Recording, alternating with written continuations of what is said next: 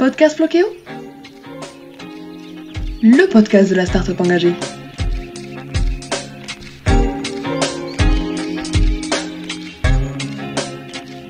Bonjour Marjorie et Clara, merci de participer à cette 15e édition du podcast Flokéo. Au programme aujourd'hui, à l'issue de cette semaine dédiée aux arts, on vous propose de voyager de façon un peu particulière au service de la créativité. Une créativité qui développe des produits, des projets et des solutions de façon inclusive, accessible, avec un moindre impact sur les écosystèmes. Ce concept innovant, il est proposé par Collectif Co que nous sommes allés rencontrer. Alors Collectif Co, vos services proposent plus précisément un design d'expérience qui imagine des usages et des modes de vie en relation avec les enjeux de notre époque. C'est une approche très intrigante, mais qui peut paraître assez floue. Est-ce que vous pourriez nous en parler davantage, s'il vous plaît? Oui, alors déjà merci de nous avoir proposé de participer à ce podcast. En fait, on a créé le Collectif Co il y a moins d'un an. On a étudié le design toutes les deux et on est trois dans ce collectif. Donc Bernadette qui n'est pas là aujourd'hui, mais qui est là avec nous quand même. En fait, voilà, on a étudié le design, le graphisme et un peu le design numérique aussi. On s'est retrouvés ensuite lors d'une expérience professionnelle dans un laboratoire d'innovation. J'ai très vite rendu compte en fait qu'il y avait un gap entre ce qu'on pouvait faire en entreprise et ce que nous on aimerait, enfin ce que nous on voulait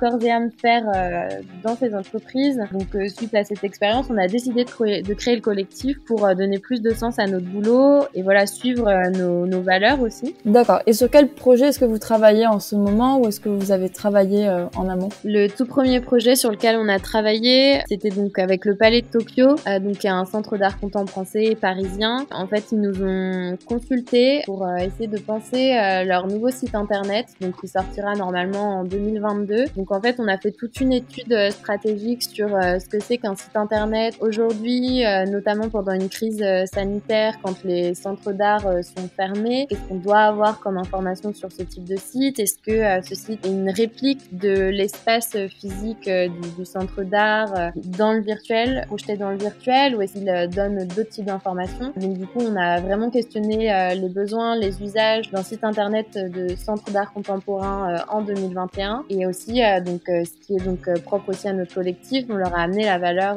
d'engagement écologique, social, donc comment on fait un site internet et inclusif, aussi bien sur les questions d'accessibilité de l'information en termes de lisibilité pour des personnes qui seraient malvoyantes par exemple, ou pour des personnes qui seraient sourdes, etc.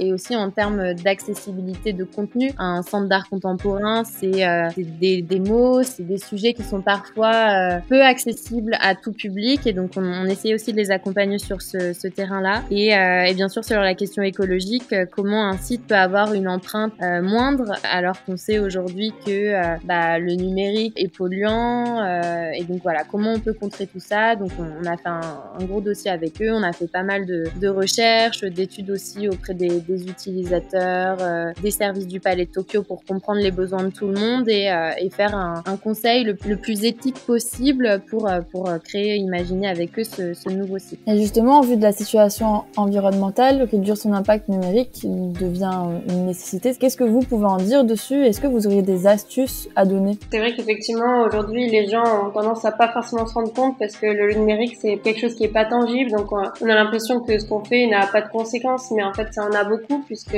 tout ce qui est mobilisé pour faire fonctionner le web aujourd'hui, c'est de l'électricité, des serveurs, des data qui ont un poids. C'est beaucoup de consommation d'énergie, de production de matériel et de matériel qui sont pas forcément recyclés, qui produisent des déchets, etc. Donc, globalement, c'est vrai qu'il faut apprendre aussi, comme on fait attention à sa consommation dans la vie un peu tangible, dans la vie réelle, on va dire, comme on fait attention à ses déchets, etc. Mais il faut aussi faire attention à sa consommation en ligne. Pour donner un titre d'exemple, simplement quand on regarde Netflix, tout le streaming, en fait, la vidéo à la demande, ça a beaucoup de poids. C'est vrai que tous les services de vidéo à la demande ensemble, c'est un chiffre qui a été publié par le Shift Project. Ils ont le même poids qu'un pays comme le Chili en termes d'émissions de gaz à effet de serre. Donc ne serait-ce que se poser déjà des questions de, par exemple, en fait, le streaming c'est beaucoup plus polluant que télécharger un film. Donc, sur Netflix, par exemple, si on va télécharger un épisode de série, on aura moins de poids que si on le regarde en streaming, en direct sur la plateforme.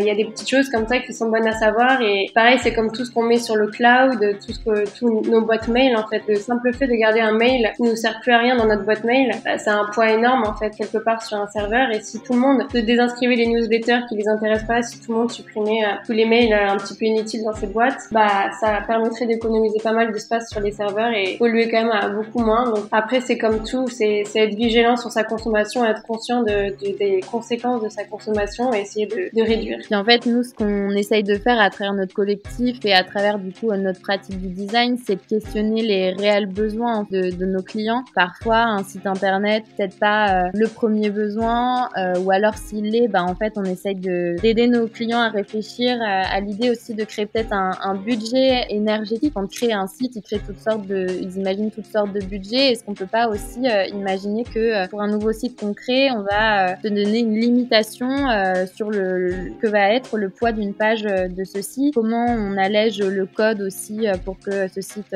soit moins lourd? Est-ce que on met autant d'images, de vidéos que ce qu'on a l'habitude de faire, alors qu'on sait que, comme disait Clara, la vidéo c'est énergivore et notamment la vidéo en ligne, c'est 80% du flux numérique total. Donc voilà, il y a plein de petites astuces comme ça qu'il faut penser en amont de la conception. Et puis il y a aussi une notion de co-responsabilité. Il n'y a pas que le concepteur, que le designer, que l'ingénieur, que le technicien en fait peut anticiper toutes ces choses-là. Il y a aussi l'usager, donc comme disait Clara, qui peut prendre du recul sur ses besoins, sur ses réels usages et se dire que il a peut-être pas besoin de telle chose, qu'il va peut-être réduire sa consommation de telle autre. Donc voilà, l'idée c'est d'avoir une prise de conscience que le numérique c'est pas parce qu'il est intangible que finalement il n'a pas d'impact, et ensuite de pouvoir observer son quotidien et remettre en question aussi ses usages. Les chiffres sont assez impressionnants. Vous justement, en tant que professionnel du design, comment est-ce que vous concevez l'avenir de cette pratique? C'est vrai qu'on aimerait voir un futur du design où les designers soient vraiment plus considérés comme des gens qui ont un rôle à jouer dans toutes ces problématiques-là et qui soient plus seulement vus comme des gens qui font du beau ou à la limite du pratique, parce qu'aujourd'hui c'est beaucoup ce qui est vu. On aimerait aussi que finalement les designers soient formés à ça, parce qu'il y a une raison pour laquelle aujourd'hui on est considéré que comme ça, c'est parce que dans les écoles notamment, on ne nous forme pas du tout à quel va être le poids des sites qu'on va designer, quelles vont être les conséquences d'accessibilité des objets qu'on va imaginer. C'est pas ou trop peu en tout cas enseigné. Donc on imagine un futur du design beaucoup plus responsable, beaucoup plus éthique et beaucoup plus orienté sur les problématiques écologiques et sociales, parce que ce qui est dommage aujourd'hui, c'est qu'il y a certaines personnes qui se disent designer écologique, designer social, alors qu'en fait ça devrait être impliqué directement dans le mot design, parce que ça devrait aller dans ce sens-là de base, plutôt que d'être juste focalisé sur plutôt tout ce qui va être esthétisme ou d'autres choses qui sont beaucoup plus superficielles en tout cas que tous les enjeux, les conséquences qu'a vraiment le designer. Et ce qu'on aimerait voir aussi, c'est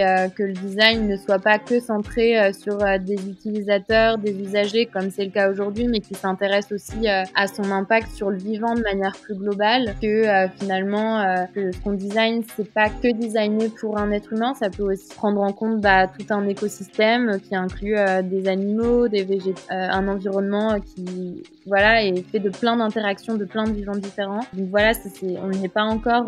Déjà, il faut repenser les usages des êtres humains, c'est sûr. Je pense que si on ouvre un peu plus aussi sensibilité au reste du monde aussi en tant que designer, on concevra pas de la même manière, parce que effectivement tous les matériaux qu'on va aller extraire dans certaines parties du monde pour construire des smartphones, on mesure pas forcément l'impact que cette extraction a sur la population, cette partie du monde, sur le reste des écosystèmes, etc. Donc il y a plein de choses à re-questionner pour ne pas être anthropocentré, centré que sur nous, êtres humains, et ouvrir notre sensibilité au reste du vivant et concevoir des choses plus éthiques, plus sensibles, quitte à concevoir moins, mais à concevoir mieux, parce que en fait, ce qui pollue le moins, c'est finalement ce qui est pas produit. Donc nous, tout notre enjeu, notre volonté à travers le collectif, c'est vraiment avant de concevoir quelque chose, de réfléchir à sa nécessité pour ne pas amener une énième chose dans nos milieux, une énième chose qui polluerait. C'est une belle perspective d'avenir que vous nous décrivez là. On espère effectivement pouvoir l'atteindre. On arrive à la fin de cet épisode. Est-ce que vous auriez autre chose à rajouter? Il y a un designer qui nous inspire pas mal sur toutes ces questions de design et d'engagement, c'est Gauthier Roussil. Sinon, tous ces chiffres qu'on vous a cités, identités qui font un peu peur viennent donc du Shift Project. Vous pouvez trouver pas mal d'infos sur leur internet. Après, sur la question du design, on peut parler par exemple de Victor Papanet qui a écrit un livre qui a été réédité dernièrement qui s'appelle Design pour un monde réel et qui parle de tous ces enjeux écologiques et sociaux dont doivent s'emparer davantage les designers. Merci beaucoup Marjorie et Clara pour cette découverte et merci à tous nos auditeurs pour votre écoute si fidèle. J'espère que cette rencontre vous aura permis de mieux cerner le design responsable et qu'il vous aura inspiré pour vos futurs travaux. Si vous avez des questions, n'hésitez pas à les mettre en commentaire, on vous y répondra avec grand plaisir. Et en attendant, vous pouvez découvrir d'autres actions durables sur le blog, mais vous pouvez aussi retrouver Collectif Co sur Instagram, @collectif.co, et leur podcast qui s'appelle Résonance. Ce podcast vous permettra d'en apprendre encore plus sur ce sujet, mais aussi et surtout de mieux comprendre les enjeux de nos modes de vie. Alors je vous dis à la semaine prochaine pour de nouvelles aventures. En attendant le prochain épisode, n'oubliez pas de voir le verre à moitié plein.